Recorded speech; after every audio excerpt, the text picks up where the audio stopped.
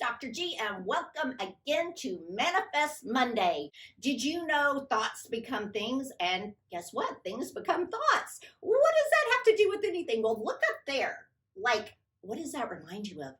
It's a thought. Does it become a thing in your head? A kaleidoscope? Yeah, that's what I think. When I think of looking at that, that becomes a kaleidoscope. Well, here's something. This is my little mouse friend.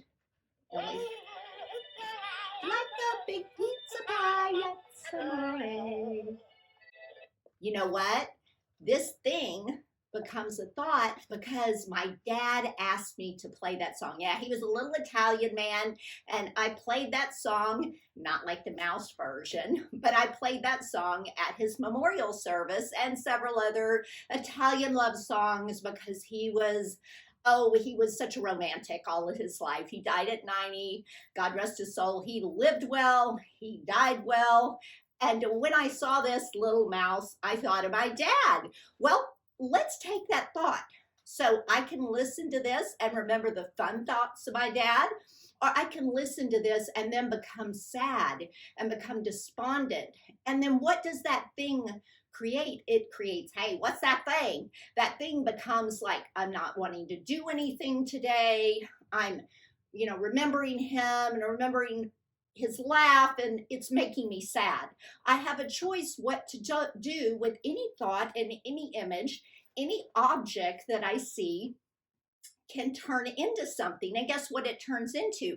It turns into whatever I have experienced in life, whatever I have seen and thought and viewed and heard, all of those become my little creative playground for what I want in life. The higher the energy of a thought, and what I mean by that is like, don't you know when someone comes in and they're happy, it feels like such a great energy, and it just seems like it invigorates you and your thoughts become more positive. It's the same way with yourself.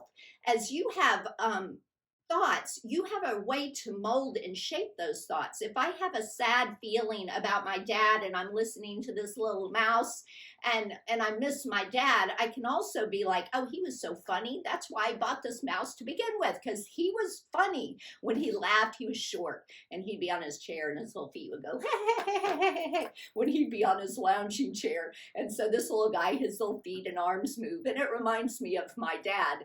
So I choose to take a thought and create it into something that brings me a sense of happiness and a sense of fulfillment and good memories of my father, rather than the depleting energies of feeling helpless and hopeless that he was my only living parent. Now I'm an orphan. Oh my God.